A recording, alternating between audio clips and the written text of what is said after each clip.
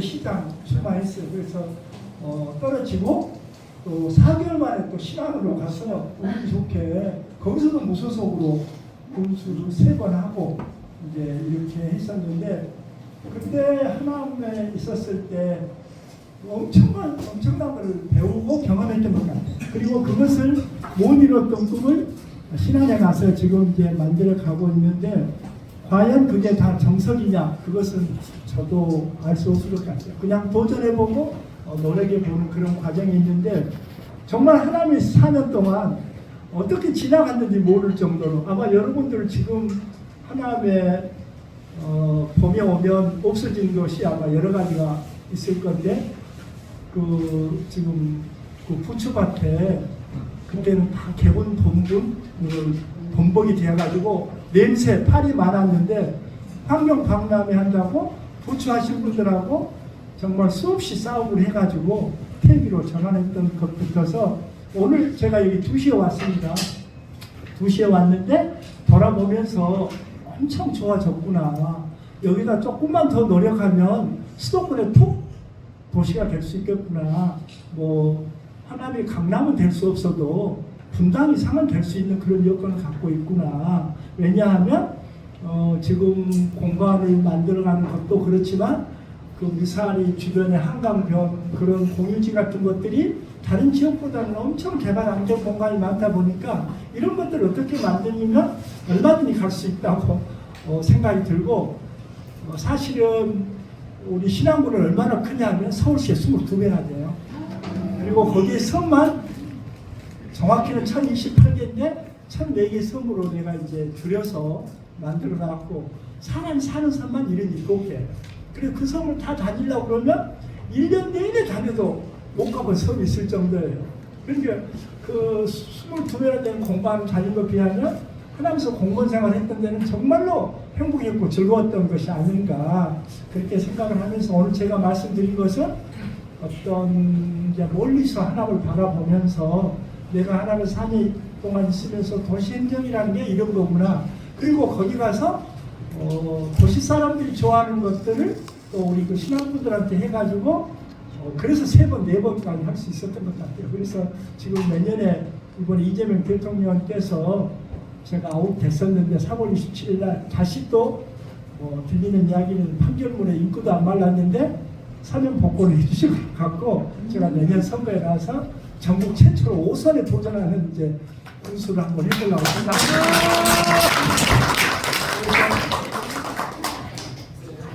그래서 이 화면을 보면서 제가 이야기를 하면요, 98년부터 2002년 1월까지 제가 시작을 했어요. 그때 선거 나와서 떨어지고, 미사리 나무화원 저게 원래 경기도 땅이에요. 하천부지기 때문에. 그런데 저거 반드시 팔아먹을 것 같더라고요. 못 팔아먹게 한다면 어떻게 할까? 환경단체들이 지키는 나무화원을 만들면 되겠다 해가지고 그때 당시 임창열 지사를 불러갖고 준공식을 했어요. 나무 몇 그루 안 심겨놓고. 그리고 그 뚝방길에 느티나무길 오늘도 보니까 사람들이 많이 걸어다니는데 그게 다 거저 버릴 나무를 주워다 심은 나무인데 27년 정도 지나서 저렇게 훌륭한 그렇게 숲길이 되었구나. 그때는 1000명 미사 여기 저 한강병원 못 들어가게 돼 있어요. 사람들 못 걸어다니게 돼 있었어요. 근데 거기에 와서 보니까 유유지로 놀고 있어서 밤에 검단산 외에는 갈 데가 없는데 밤에 산에 올라갈 수 없고, 그래서 거기다가 그 둑방에다가 길을 내서 사람들이 그 하천변을 다 다닐 수 있도록 했고, 오늘 또 와서 보니까 덕북천변에 있는 메타세콰이가요. 원래 저기 이 풍산동에 있는 어느 분이 최씨 분이 그 밭을 개발하려고 메타세콰이를 심어놨는데 너무 밀식으로 해놔서 거의 나무가 버리게 됐더라고요. 지금 아마 그만뒀는데 김창배 과장하고 친구 되더라고요. 그래서 이제 그 기증을 한다고 그래서 그때는 하남시가 돈이 없으니까 군청에 각과에다가 20그루씩 다 일본말로 웃개돌이 한 땅을 줬어요. 20그루씩 다 옮겨. 그래갖고 직원들이 직접 서들고 다 파가지고 한 2m 된 나무 저기 갖다 이제 툭방길에 심었어요. 심어놓고 한 6개월 지났는데 저희 이제 큰딸애를 여기 데리고 한번 왔더니 나한테 물어봐요. 아빠 저 죽방길에 저거 전봇대 뭐예요? 그랬더니 전봇대가 아니고 나무가 아니고 나무가 저렇게 줄기가 하나도 없고 저렇게 그러니까 멘타세콰이가 처음에 심어놓고 보니까 아무것도 없었어요.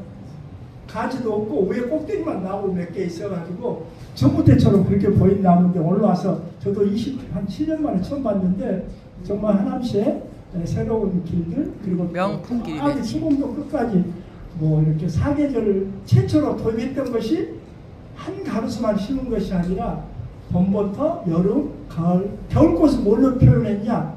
그 감나무 심어진 것이 겨울에 열매를 맺으면 노랗게 그래서 큰 감나무 심으면 다 따라올까 싶어서 작은 감나무를 심어서 연출하려고 했던 그런 것인데 그리고 이제 또 이 창호동에 프라다낙스 나무가 있는데 봄이 오면 다 그 꽃가루가 날려 사람들이 다 싫어하더라고. 그래서 이제 그거 다 캐서 저 나무 고안으로 보내고 여기다 잎합나무를 심었는데 청계천보다 5년 앞서 심은 나무예요. 아우. 책을 뒤져가지고 우리나라 전통에 맞으면서도 꽃이 피는 나무가 뭘까? 벚나무 아닌 나무가 뭘까 보니까 그 나무가 지금 500년, 800년 된 나무가 전국에 몇 그루가 있더라고요. 그래서 이제 그 나무를 잎합나무를 갖다 심게 됐는데 뭐 여러분들이 그 청계천보다는 5년 전에 심었다는 거. 그리고 아마 그 밑에 이렇게 쭉 보면 목베리가 심어져 있어요. 그것도 한 27년 전에 한 10년생 이상 된 나무를 갖다 심었는데 이 북부 지역에는 안 맞는 수종이에요. 그래서 겨울이 오면 씌워주고 벗기고 씌워주고 벗기고 그때 한 3년 차였는데 죽은 나무는 죽고 그때 1000그루 정도 심었는데 지금 남아있는 것이 한 100여 그루 남은 것 같더라고요. 아마 그때 이제 심었던 그런 이야기들 또 환경박람회를 개최했던 것들 그런 것들이 제가 하나에 있으면서 여러분과 함께 했던 그런 부분이 아닌가 그렇게 생각을 합니다. 89년에 이제 하남시가 승격이 됐는데 지금 보니까 인구는 32만 명 정도 돼가지고 2000년에 비해서 2.6배 정도 늘었고 예상 규모는 9.3배 정도 늘었더라고요. 그리고 하남시 위상이 어느 정도 됐냐? 제가 보기에는 2000년 때는 하남은 강동구 쫙 넘에 있는 정말 뭐라고 하남이라 부르기 좀 어려운 그런 하위권이었다면 이제는 당당하게 최소한도 분당에 겨룰 수 있는 그런 하남시로 되지 않았나. 그리고 또 강남권에 얼마나 가까우냐 여기로 보면 여러분 스스로가 그러니까 외부 사람들이 하남을 이렇게 높여줄 수는 없어요. 하남이 높여지는 것은 하남에 있는 사람들이 우리 하남이 이런 도시야. 와서 저 한강물을 바라봐. 저 팔당 대교에서 서울 시계까지 그 600만 평에 고수부지하고 이사리하고 한강 부지가 600만 평 되는데 에버랜드가 한 600만 평 돼요. 에버랜드는 산이 600만 평, 한 500만 평이고 평지는 한 5, 60만 평인데 하나는 평지만 600만 평 갖고 있으니까 굉장하지 않습니다. 난 그것만 해도 하나의 엄청난 자랑인 것 같아요. 그래서 여러분들이 제가 보기에도 하나님이 지금 상위권에 가 있다. 또 시민들도 그렇게 생각하고 노력하면 그렇게 되지 않을까 이렇게 생각을 합니다. 그러면 하나님이 서초, 강남, 송파에 번가는 도시를 가기를 원합니까? 아니면 분당, 일산에 가는 도시 가는 것을 원합니까? 여러분들은 선택할 방법인 것 같아요. 근데 제일 중요한 것은 그때 이제 2000년대 가면 하나님은 어떤 도시를 꿈꾸었지? 오늘도 이제 거기 하남시청에서 국장한 친구, 토목집 친구를 만났는데 그 친구가 그 이야기를 하더라고요. 군수님이 하남에 4년 동안 있으면서 우리에게 뭘 던져줬냐? 생각하는 방법을 바꾸도록 인식을 바꿀 수 있는 계기를 줘서 지금도 이 정원을 가꾸는 것도 그렇습니다. 그랬는데 그때 우리는 어떤 도시를 꿈꾸었냐? 세계적으로 유명한 생태도시, 독일의 프라이부르크, 또 브라질의 쿠리티바라는 도시를 꿈꾸면서 우리 시청 직원들을 현지에서 보냈고 가방 싸고 가서 보냈고 가서 보자. 그래서 그때 우리는 강남, 서초, 송파를 꿈꾼 것이 아니라 하나님의 정체성에 가장 맞는 정말 세계적인 생태도시를 가기를 꿈꿨던 것이었는데 오늘 시점에서 그런 꿈이 날아가 버렸냐? 그런 것은 아닌 것 같아요. 얼마든지 지금도 여러분들이 어떻게 생각하느냐야 그 꿈이 달성할 수도 있고 더 멀리 있을 수도 있는 것이 아닌가 이렇게 생각을 하면서 그래도 하나님의 여건이라고 하면 수도권에 바로 붙어있고 이 엄청난 한강이 넓은 공유공지를 갖고 있고 또 검단산 갖고 있고 도시 안에 아직도 개발한 데 많은 땅이 있는 곳을 우리가 어떤 방향으로 이 도시를 바꾸냐에 따라서 세계 톱클래스 한국을 대표하는 생태도시가 갈 수 있는 그런 여건이 아닌가. 인구가 지금 30몇만, 50만, 70만이 된다 한들 과연 그게 우리 도시에 좋은 것이 될까? 라도 한번 여러분들이 생각할 필요가 있지 않나 이렇게 생각을 하죠. 신안군은 어떤 여건이냐? 우리나라 자치단체가 226개가 있는데 그 중에서 30년 이내에 없어질 1순위입니다. 30년 1년에 1,500명씩 준데 30년 인구가 38,000대 0이에요. 통계 수치적으로.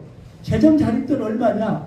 전국 226개 자치단체 중에서 218에서 220일 꼴등 차이를 달리고 있어요. 그리고 여러분 생각이나 할 수 있겠어요? 1년에 115일이 못 가는 섬이 있다고 한다면 그 섬에 사는 사람은 한국 사람 맞겠습니까? 아예 배가 못 가는 날이 50일. 그리고 어제 바람이 불어서 오늘 오전 배편이 없어지거나 내일 바람이 부니까 오늘 오후 배편이 없어지는 날까지 합치면 115일을 못 가요. 그리고 서울에서 얼마나 뭐냐? 제주도는 1시간이면 가요. KTX 2시간 반 타고 가서 거기서 또 배를 타고 마운틴 7시간까지 가야 될 섬이 있어요. 쫙 가고들한 섬인데 이렇게 전국 자치단체 중에서 제일 열악한 그런 신안군이란 말이에요. 이 하남시하고 신안군을 비교하면 이건 비교할 수가 없는 역. 여러분들은 행복지수나 미래에 대한 희망이나 이런 걸 생각하면 정말로 비교하면 어떨 정도냐. 압구정동 아파트에 사는 사람과 어디 저기 상계동에 사는 사람 정도 차이가 신안군하고 하남시하고 차이인 것 같아요. 그만큼 여건이 좋은, 우리가 강남이나 어디 송파나 서초보다 모든 것이 열하게 라고 생각해서 열등의식에 있거나 또는 거기를 따라가려고 하는 것이 아니라 정말 이렇게 전국 자치단체 중에서 이렇게 열악한 곳에 있어서도 희망을 가지고 한국의 가장 핫한 곳으로 충분히 만들어내는 이야기들을 보시면 여러분들도 우리 하나님의 새로운 희망을 볼 수 있지 않나 생각합니다. 제일 중요한 것은 우리가 고민한 것이 어떻게 하면 지역 주민들이 당당한 마음을 가지게 할까, 자랑스럽게 내가 신안에 사는 것을 갖게 할까, 그게 제일 과제예요. 그러니까 내가 돈이 많으면 이 섬에 살겠냐, 내가 학벌이 높으면 이 섬에 살겠냐, 내가 좀 잘난 사람이 이 섬에 살겠냐라고 하는 상대적인 박탈감을 갖고 있는 그분들에게 어떻게 하면 당당한 마음을 갖게 할까가 제일 과제에서 고민한 것이 거기다 공단을 만들거나 뭘 만들 방법이 없어. 이 섬에다 뭘 하겠어요. 그래서 아름다운 섬을 더 아름답게 만들자. 그리고 서울, 부산 사람만 문화예술을 꼽히는 그런 곳에 향유할 수 있도록 하는 거야. 이 섬에 사는 사람도 문화예술이 꼽히는 섬을 만들자. 그리고 그 흔한 바람과 햇빛이 지역 주민들의 소득으로 연계하게 하자. 이런 생각을 가지고 지금까지 제가 군수를 15년 했는데 만들었어. 어떻게 섬을 더 아름답게 할 것이냐. 해변도 내가 그 해변을 쭉 찾아보니까 개수를 매겨보니까 해변만 500개가 있더라고요. 500개 해변? 그리고 섬이 1,004개나 되는 그 섬들을 어떻게 할 거냐. 섬마다 다 정원을 만들었어. 어떻게 5만 평, 10만 평, 1만 평, 2만 평 핵심 정원을 만들고 그 섬 전체가 예를 들어 조초도라는 섬이 있는데 그 섬은 수국의 섬이라고 이름을 붙이고 수국을 심기 시작해. 우리나라 1년에 유통되는 수국이 22만 그루인데 지금 140만 그루를 심었어요. 그리고 100만 그루를 더 심을 거예요. 그 섬에 오면 흐드러진 수국을 볼 수 있도록 하는 게 꿈이에요. 작년에 문재인 대통령 부부가 거기로 오셨더라고요. 그러면서 내가 초청도 안 했어요. 그분들 자기 돈 들여서 왔어요. 그러면서 엄청 감동을 하고 가시더라고요. 이 섬에 이렇게 아름다운 숲길을 만들고 꽃길을 만들었냐. 꽃 축제만 해도 30가지를 해요. 봄부터 겨울까지 4계절 내내 꽃 축제를 하는데 이런 것들이 우리 지역 주민들 속에 돈을 1억이나 2억 나눠줄 수는 없지만 그리고 좀 더 삶을 더 나아질 수는 없긴 하지만 이런 것들을 통해서 또 여기 온 사람들이 아름다운 자연 경관과 이런 모습을 보고 야 좋은 데 산다 이렇게 이야기하면서 그분들의 자신감이 높아진 걸 보면서 그래 이 방법이 옳았구나 이렇게 생각이 들더라고요. 문화예술을 꼽히는 것이 서울, 부산만 해갖고는 안 된다고. 그 섬에 있는 사람을 안 떠나게 하려고 그러면 그냥 하는 것이 아니라 지금 일섬마다 1뮤지엄을 만들어요. 얼마를 만들었냐? 30개를 목표로 뮤지엄을 만들어요. 여기는 박물관, 미술관을 다 포괄하는 뮤지엄입니다. 현재 20개를 만들었어요. 그 중에는 저기 보면 몇 번째가 있냐면 13번째 한번 보시면 흑산도 새공예박물관, 전 세계에 새 공예품만 모아가지고 10년을 준비했어요.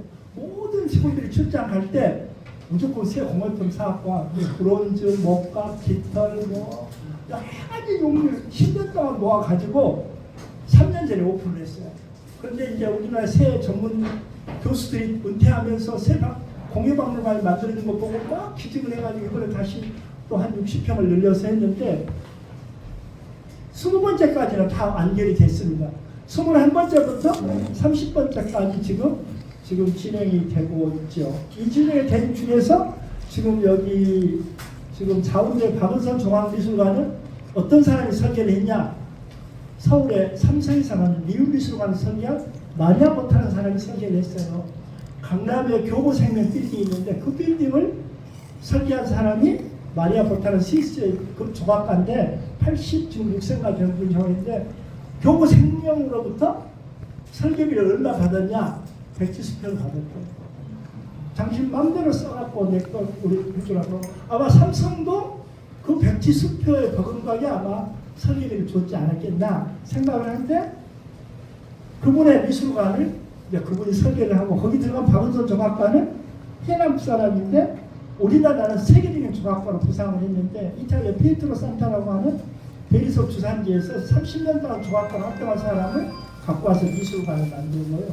그 다음에 22번에 바다미술관은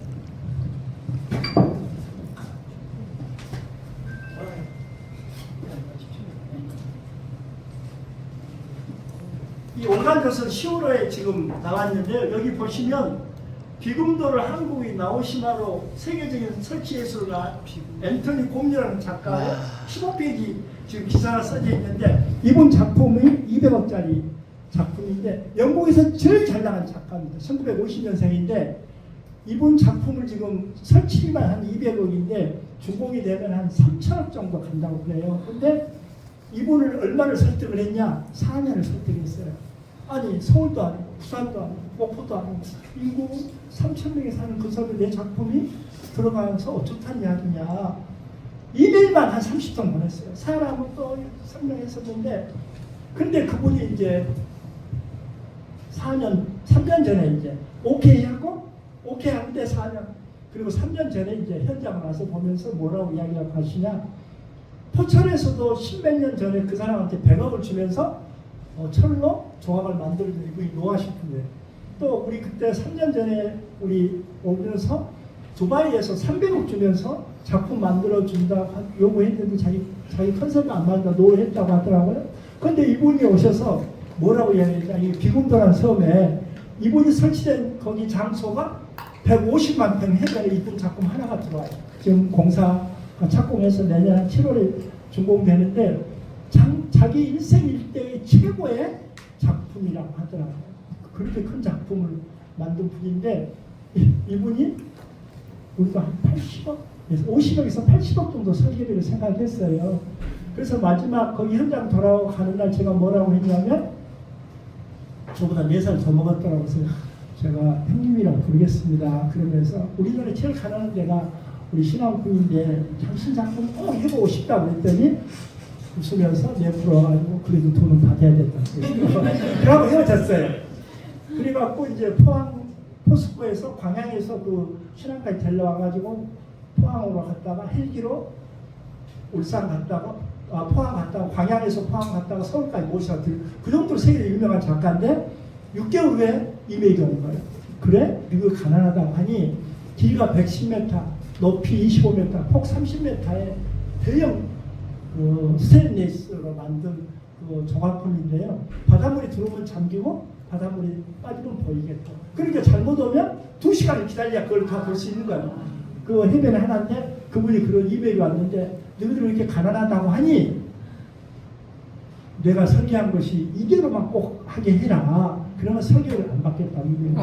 그래서 제가 느낀 건 뭐였냐. 야, 세계적인 작가는 돈을 뛰어넘구나. 그리고 거기다 또 뭐라고 또 써붙였냐.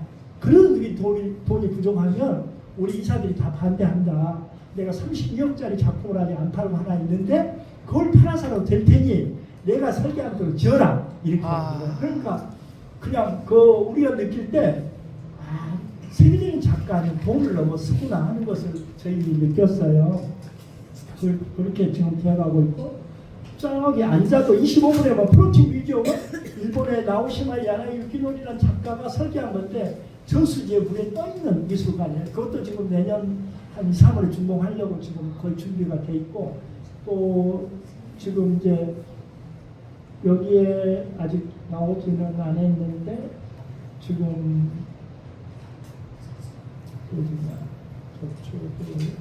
10번에 보시면 저 습결의 지구라고요. 검색하면 나와요.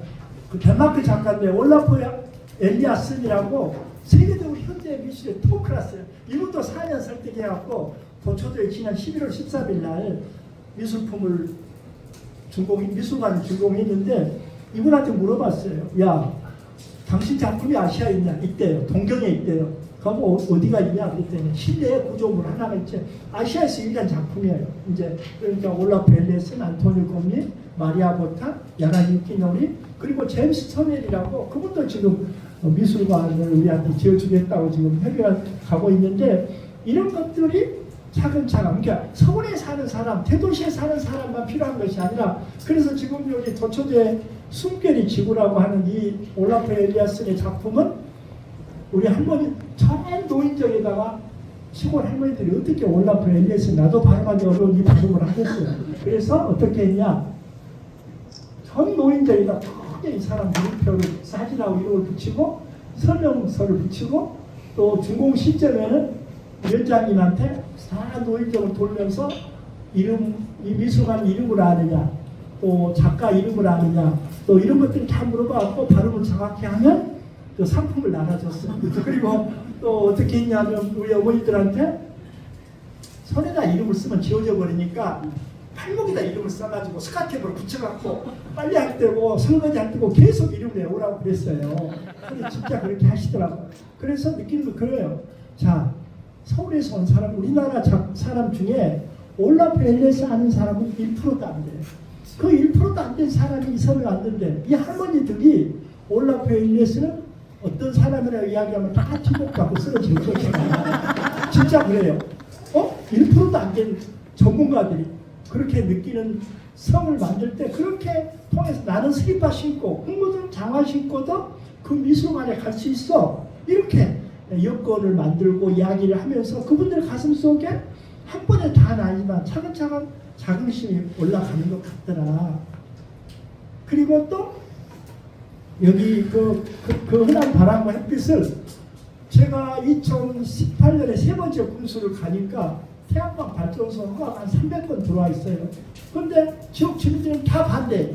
발전소 합자를 막 허가 내주라고 그래요. 그래서 이제 이걸 어떻게 할까 4년간 쉬면서도 고민했던 것은 이 사람들이 이렇게 출발한 거예요. 그 바람과 햇빛이 대기업 당신들 것이냐? 아니다. 이 바람과 햇빛은 이 지역의 사는 사람들 것이라고 하는 그런 철학적인 측면에서 출발을 하면서 그분들을 설득했어요. 당신들이 이 바람과 햇빛을 경제성을 보고 금융권에서 펀딩을 90% 해주는데 그러면 당신들이 그 돈을 다 가져가 버리면 되냐? 그리고 거기다 100m 있는 사는 사람만 동의서 받으면서 500만 원 주고 1000만 원 주고 한 번 주고 끝인 거예요. 그래서 안 되겠다. 온 마을 성들이 다 대보를 하니까 그래서 만들어낸 것이 이것을 지역 주민들이 이 공유제를 해야 되겠다. 우리가 최초로 내가 만들어가는데 일반화돼 있어요. 그리고 우리 이재명 대통령께서 당대표 나올 때도 그렇고 대선 때 나올 때도 그러고 총선 때도 그러고 이번에 또 대선 때도 나올 때 농어촌 지역 유세 갔을 때 서울 아닌 농어촌 지역 갔을 때 말했던 것이야. 신앙군에 바구량 분수란 사람이 있는데 이번에는 아웃됐다까지 이야기까지 첨언하면서 이렇게 햇빛연금, 바람연금을 만들어서 이렇게 했기 때문에 농촌을 신재생 에너지 시대가 아니다. 에너지 전환 시대가 와야 되는데 그러면 우리가 신재생 에너지를 해야 되는데 여러분들이 소득으로 연계하는 것을 내가 말하면 안 들을 테니까 신한 사례를 설명을 하면서 이야기를 하셨죠. 경기도지사 하면서 연천군의 일개면을 경기도에서 50%, 연천군에서 50%에서 매달 10만 원씩 줬어요. 그러니까 언론에서 계속 이야기했어요. 왜? 예산을 하면 누구는 못하냐. 그걸 갖고 지금 정책이라고 이야기하냐. 국민들 전체로 주면 몇백 조가 해당이 되는데 그것이 가능한 일이냐. 근데 3년 전에 신안에 와서 보니까 돈 한 푼도 안 들이고 국가 돈 자체를 돈 안 들이고 발전사업자를 설득해서 그 사람들이 이익을 25% 30% 내놓게 해서 그놈을 나눠 가지니까. 그래서 이제 만들었던 것이 18년도 이것을 이야기를 했어요. 그런데 우리 지역 주민들이 나한테 뭐라 했냐? 군수님 사기치고 있어. 화가 내주기 위해서 저렇게 하고 있다고. 생각을 해보세요. 어째 자기 국민들은 돈 한 푼도 안 되는데 민간 사업자가 돈 되는데 거기서 돈을 30% 뺏어가 준다고 하니까. 그러니까 바로 이 조례를 만들자마자 감사를 해서 1년 2개월 감사 나왔어요. 왜 상위법이 없는 조례를 만들어서 지역 주민들한테 이익을 주려고 그러냐. 그리고 또 민간 기업에 규제하냐. 이렇게 해가지고 감사를 하고 1년 2개월 싸우면서 끝까지 버텨서 이 조례를 관철시켰죠. 그리고 나서 지금 얼마를 나눠줬냐? 14개 면 중에서 5개 면을 나눠줬어요. 1년에 130억을 나눠줘. 지금까지 나눠준 돈이 300억 나눠줬습니다. 그래서 지금 그리고 또 정부로부터 받은 돈이 한 200억 받아서 500억을 나눠주는데 그냥 돈으로 나눠준 것이 아니라 상품권으로 나눠줘요. 그랬더니 지역의 커뮤니티가 살아요. 네가 방 한 번 샀어? 너는 내가 방 한 번 살게. 그러니까 지역 주민들이 상품권을 공짜로 하는데 조합비를 10,000원 받아요. 협동조합을 다 만들었어요. 면별로 만든 것이 아니라 동별로 만든 것이 아니라 자연불황별로 하듯이 작은 섬별로 했어요. 그래야 돈을 많이 받아야 다른 면에서 파급 효과가 있겠더라. 돈 전체적으로 나눠주려고 보니까 1년에 10만 원밖에 안 돼요. 돈 10만 원 받고 무슨 감들이 있겠어요. 그런데 가장 적은 섬에 처음에 때 1인당 51만 원 줬어요. 석 달에 한 번씩. 5식구가 있는 데 255만 원 받았어요. 그러면 돈 10,000원 내놓고 석 달에 한 번씩 250만 원, 1년에 1,000만 원 받으면 복권 이상 아닙니까? 복권 이상. 지금 신한군에 제일 많이 받은 사람은 사옥도에 9식구가 있는데 1,670만 원 받아요, 1년에. 그러니까 한 달에 136만 원 정도 받아요. 그러니까 어마어마하지 않습니까? 매달 상품권을 나눠주니까. 근데 목표를 지금 어떻게 생각하고 있냐? 그러니까 그 전에는요, 이거 3년 동안 주민들한테가 엄청 시달렸어요. 군수가 사기친다, 거짓말한다, 이렇게 이야기하고. 또 이제 주변 사람들 뭐라 했나? 당신들 그 돈 한 달에 30만 원 받고 그 회사가 망하면 다 물어내야 돼, 몇 천만 원씩. 그러니까 조합을 가입을 안 하는 거예요. 막 사정해도. 그래갖고 3년 지나서 이제 첫 번째 돈이 지급되니까 그때부터 그냥 그 다음 면에 가서 조합 만들었더니 한 6개월 만에 100%, 그 다음 면은 한 달 만에 100% 이렇게 돈을 받으니까. 그리고 나머지 지금 9개 면도 어떻게 하냐? 우리 선은 언제 돈을 주는 겁니까? 빨리 좀 주게 해주세요. 그래갖고 신재생 에너지가 혐오시설이 아니라 신재생 에너지가 우리의 소득원이다, 우리의 미래다, 이렇게 생각이 바뀌게 만든 거죠. 그러니까 지금 이제 태양광 정도는 그렇게 되고, 바다에 그 서울시 22배나 되는 그 바다가 중동의 기름하고도 안 바꿀 정도로 바람이 먼 바다로 나가서 바람이 더 좋아요. 육지하고 가까워서 바람질이 좀 떨어지는데 그 바다에 지금 해상 풍력을 깔아가지고 얼마 정도를 까냐? 8기가 원자력 발전소 6개 정도를 설치할 정도를 설치하게 되는데, 거기서 풀로 돌아가면 1년에 3천억이 나와요. 3천억 나누면 인구 지금 38,000명인데 5만 명 잡으면 매달 50만 원 주겠다고 내가 이야기를 한 거예요. 매달 50만 원. 그래서 4 식구면 200만 원 한 달에. 그러니까 농사 지을 필요 없다. 그냥 대충 쌀쳐.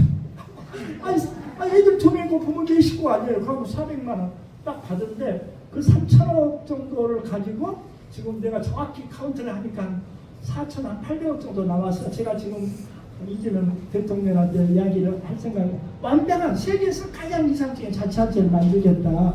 군수 4번 한 사람 이번에 또 한 번 군수 나와서 무슨 의미가 있냐? 의미가 없다. 그럼 어떤 완벽한 모델을 만들어 보겠다. 이번에는 이재명 대통령이 칭찬하는 그런 것이 아니라, 그래서 제 생각은 그렇게 생각하고 있어요. 기본 소득은 50만 원씩 주고, 기본 주고도 모든 집을 인덕션으로 다 바꾸려고. 그리고 모든 집에 태양광을 한 5km 설치하고 모든 차는 싹 다 전기차로 바꿀 거예요. 그럼 이제 수소차로 가야 되겠지만 전기차로 바꾸고, 그리고 또 이제 임신에서부터 출산까지 전액군에서 부담해주고 또 대학교까지 모든 학자가 부담해주고 그리고 또 암 환자가 5년까지는 정부가 90% 지원하고 10% 자부담인데 5년 이후에 전액 부담해주고 혈압 당뇨도 만성질환도 다 해주죠. 지원해주는 이사가 되네. 하남 사람이 이사 온다고 배워서 안 되지. 근데 제가 이렇게 지금 인구가 38,000명인데 5만 명이 넘으면 내가 이제 당초는 금년 10월에 그걸 선포하려고 그랬어요. 5만 명을 맥시멈으로 잡겠다.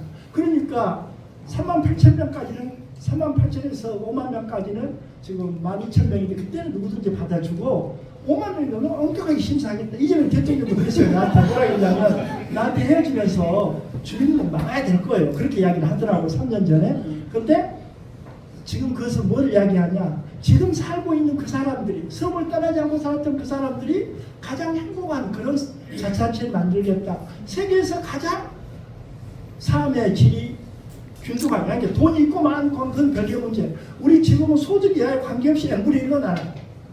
그 조합별로 n분의 1로 나눠요. 총 들어오는 발전사가 내는 돈을 n분의 1로 나눠요. 소득이 많든 적든 관계없이 나눠요. 그러니까 우리 지금 대통령도 정말 최상의 정책이다 이렇게 이야기할 수밖에 없었던 부분이 그런 건데 그러면서 이제 저희들이 만들었던 것이 이제 어린이들한테는 상품권 주는 것보다는 적금 제도를 만들었어요. 아동 적금이라고 이야기해서 가입하면 7.5%짜리를 줘요. 그런데 그 돈을 다 모으면 18세까지 모으면 한 5천만 원 되겠더라고요. 그럼 뭐 창업장이 되든지 아니면 뭐 대학교 가면서 보증금이 되든지 이렇게 해서 그 기본 사회가 완벽한 그런 샘플을 한번 만들어 보고 내가 마무리를 하고 군수도 그만두는 게 좋겠다. 처음 이제 시작을 했으니까. 그래서 지금 우리 그 해상풍력을 하니까 어민들 반대가 굉장히 심해요. 그런데 어민들이 내가 170명인데 고박 이하면 한 340만 원, 한 4명 잡으면 한 600명인데 나한테 보상 충분히 해주겠다. 근데 그분들 요구는 뭐냐면 법적 보상 말고 더 몇 배를 더 해달라. 그렇게는 어렵다. 그 대신 내가 간접 보상을 충분히 해줄게. 그래서 우리 주민들한테는 50만 원 준다고 지금 이야기를 했는데 그분들은 한 달에 150만 원 준다고 내가 약속을 했어요. 1인당. 그러면 두 사람이면 300만 원 아니냐. 1년에 3,600만 원, 10년이면 4만 6천만 원이니까 지금 보상금 12억에 4만 6천이 15억 5천만 원 정도 되면 충분하지 않냐. 이렇게 설득하고 그분들이 반대하더라도 밀어붙여. 그 대신에 우리가 이제 주민들한테 이 공제를 하면서 무슨 조건을 내겠느냐. 지역 주민들이 반대해도 내 허가를 내줘요. 지금 무조건 신재생에는 태양광 풍력 들어오면 무조건 허가를 내줘요. 반대해도 주민들이 돌 던져도 내가 제일 먼저 가서 맞아요. 멱살 잡아도 내가 제일 먼저 말해요. 내가 설명해. 자, 이렇게 인구가 30년 내에 없어진다고 하는데 그러면 우리 신앙을 없앨 거냐. 그런데 이렇게라도 우리가 기본소득으로 먹고 살 수 있는 여건이 된다고 한다면 우리가 감내할 필요가 있지 않냐. 그래서 발전사가 느끼는 모든 위로는 군에서 다 해결해줘요. 주민들과 이익을 공유하는 대신에 그 대신 그것은 공직을 하나 하겠어요. 그래서 이제 우리가 받아서 그렇게 하는데 해상풍력도 마찬가지예요. 이 해상풍력이 얼마가 투자가 되냐면 100조 원이 투자가 됩니다. 또 향후에. 근데 그 100조 원 하는 외국 회사들이 다 와가지고 신안으로만 다 오겠다고 이야기를 해요.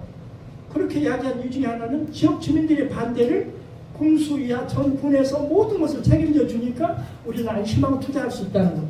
반대해서 5년, 7년, 10년이 가도 안 되게 하는 건 낫지 않냐. 그렇게 해서 지금 이것도 자원으로 만들었습니다. 근데 이제 내 이야기를 이 정도 하고 하남시의 미래를 어떻게 갔으면 좋을까. 하남시만의 것이 있어요. 무엇인지는 모르지만 여러분들이 알아요. 그리고 그 특성을 살릴 수 있는 것이 무엇일까?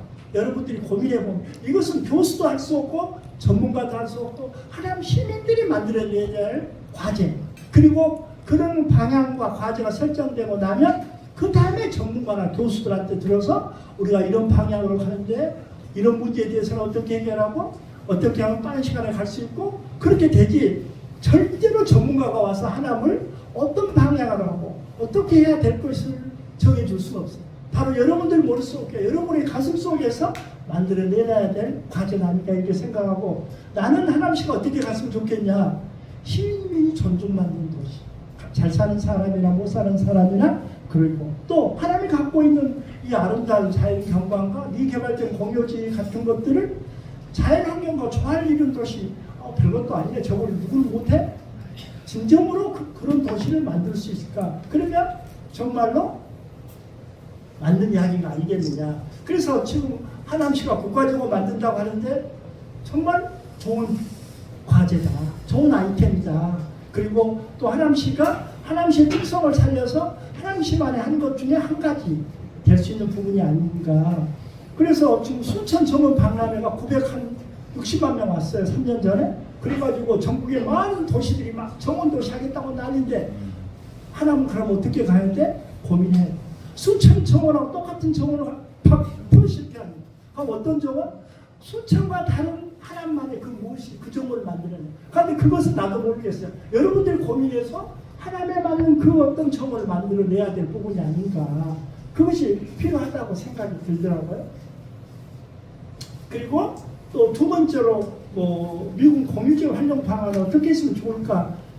개발도 중요하지만 하남시가 지금 캐파로 보면 지금 38만 명 정도면 이 좁은 땅에 엄청나게 개발되어 있는 것 같아요.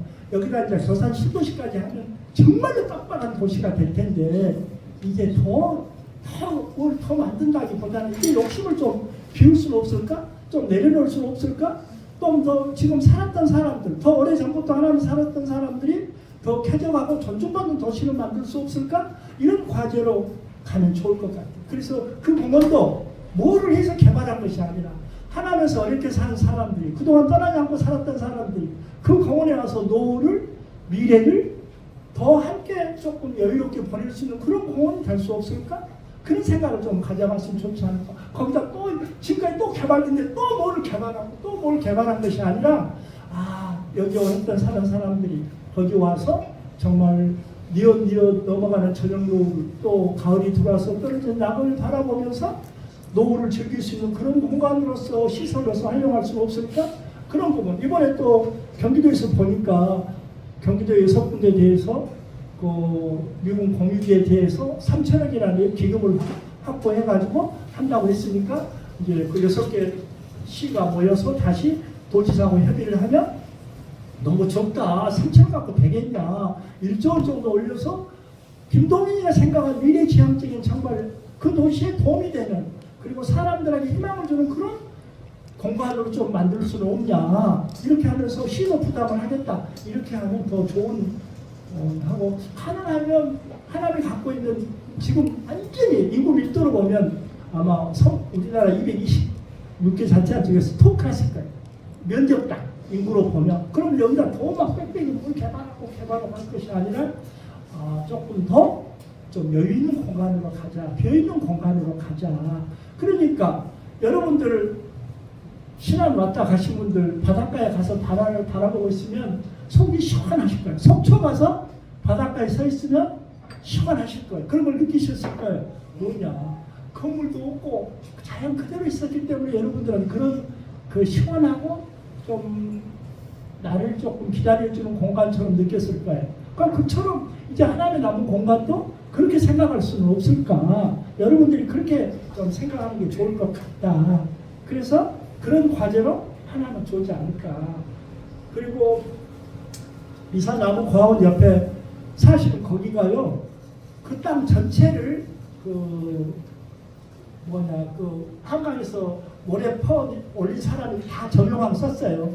그 사람이 엄청 정치권에 발이 높더라고. 그래도 계속 압박을 해서 그 나무화원 땅을 내놓고 한쪽을 밀어붙였던 거예요. 그리고 거기를 나무화원 만들고, 나머지도 이제 그 사람이 다 지나가면 그 나무화원 연장선상을 만들려고 그랬는데 그대로 방치되어 있는데, 내가 보니까 거기가 뭐 지금 중금속 이상으로 뭐가 함유되어 있다고 하는데 너무나 잘된 것 같아요. 개발 안 해버리면 안 된다.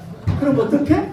중금속이 있으니까 그럼 속되면 안 된다. 그리고 거기를 기존 있는 거기에 조그만 소루를 내고 좌우에 또 숲길을 만들고, 숲길을 만들할 때 또 저처럼 버린 나무 갖다 심지 말고, 지금 하나씩가 돈이 있으니까 300만 원, 500만 원, 1000만 원 한국에 가더라도 정말 지금 미사리 뚝방길에 있는 그런 지나무 수준으로 한 30년, 40년짜리를 사다가 정성스럽게 사다가 아파트 정원수 심듯이 이제 하남시에 심는 나무는 아파트의 정원수 비싼 나무를 갖다 쫙 심어서 그 보조 경기장까지 공간을 트게 해서 이렇게 같이 쓰면 그 나무고아원 정원이 정말로 한 5, 6만 평, 7만 평, 8만 평까지 늘어나고 거기서 또 미사리 뚝방길하고 연결해서 시민공원으로 만들면 목적 외에 사용하지 않고 그대로 자연 그대로 지금 안정화됐으니까 거기에 한 3m, 4m 정도의 길을 하나 내고 좌우로 숲길을 쫙 만들고 보조 경기장 트라고 해서 그리 같이 이렇게 쓰게 되면 그것도 지금 나머지 남아있는 공기 또 그 풍산도 그리 또 사람들이 많이 들어왔는데 그 사람들이 행복한 공간으로 또 다시 정착되지 않을까. 또 여기 있는 분들에게 또 그 정도 되면 또 그 동산도 또 자연 동산처럼 만들어져 안정화되어 있기 때문에 너무나 좀 그래서 이것도 그것이 잘못된 것이 아니라 체내적으로 하남시 사람들에게 축복받으려고 중궁석이 하늘대에서 개발이 안 된다라고 돼 있었던 이것이 새로운 축복이 아닌가 이렇게 생각이 들더라고요. 그래서 교산 신도시도 지금 중요해요. 지금이 제일 중요해요. 여기 정치권에 있는 사람 다 오셨는데 어떻게?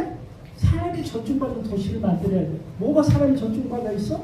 그러니까 오픈 스페이스를 많이 만들어야 돼. 현재 유휴 공간을 최대한 확보하고 천변 옆에 공간을 확보하면 더 좋겠죠. 기존 덤풍천, 또 상공천, 그 천 옆에를 따닥따닥 건물을 어떻게 하고 50m, 70m, 100m 이렇게 띄워놓으면 그것이 바람길이 되고 또 남한산으로까지 쭉 이렇게 될 수 있는 그런 도시. 그리고 여러분들이 지켜야 될 것이 인도폭을 2차선 도로에는 반드시 한 7m 정도 인도폭을 만들어라. 3.3m를 만들어서 갑옷을 신고 하면 2m 하려면 오고 하는 사람이 비껴야 이렇게 자전거 탄 사람 비껴야 된 것이 아니라 자전거 길도 만들고 보행로도 만들고 또 거기는 가로수를 좌우로 심어서 미사리 뚝방천처럼 숲길이 된 도시를 만들고 그 안을 또 걸어간 사람도 편하게 걸어갈 수 있는 유모차를 끌고도 편하게 갈 수 있는 그래서 인간이 존중받는 도시를 우선 보행로부터 넓게 만들도록 계속 그 지금 그 LH에서 만들 때 기본 설계부터 그렇게 하도록 여러분들이 아빠 그것은 누가 저 시장이 하겠지 아니야 저건 시의원이 할 거야 저 기자들이 할 거야 그러고 다 그렇게 공지하고 나면 아무도 할 사람이 없어요. 시민단체에서 할 거야 아니 시민단체 회장이 할 거야. 그러면 나중에 이제 그렇게 다 공지하고 나면 그렇게 주장하고 관심 갖는 사람 없다니까. 다 공개하고 네가 할 거야, 네가 할 거야, 네가 할 거야. 아무도 없어요. 그래서 그런 부분을 좀 만들고 그 좋은 환경을 조금 더 좋아할 이런 도시를 만들면 이제 하남시가 이제 지금 우리나라의 모든 신도시를 만들어요. 다 똑같아요. 하남시 신도시나 목포시의 신도시나 창원시의 신도시나 똑같은 신도시. 거기는 정체성이 없어요. 하남의 정체성은 어디냐?